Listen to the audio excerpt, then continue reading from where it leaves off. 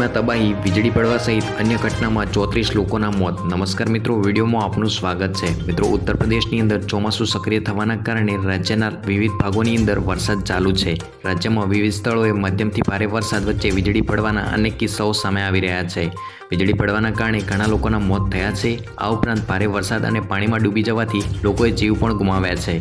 રાજ્ય સરકારના જણાવ્યા અનુસાર આ ઘટનાની અંદર કુલ 34 લોકોના મોત થયા છે।